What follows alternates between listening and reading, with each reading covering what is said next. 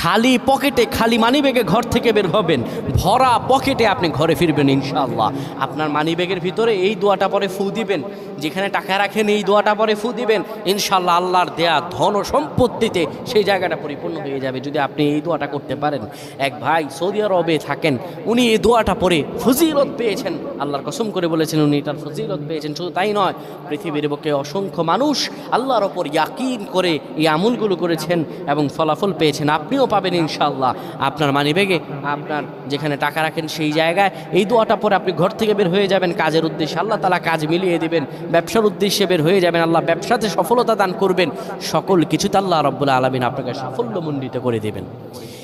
এই দোয়াটা আপনারা পড়বেন, মানিব্যাগটা হাতে নেবেন, কিংবা যেই জায়গায় টাকা রাখেন ওই জায়গাটার মধ্যে আপনি এই দোয়াটা পরে ফু দিবেন। এই দোয়াটা হলো ওয়াকাফা বিল্লাহি ওয়াকিলা।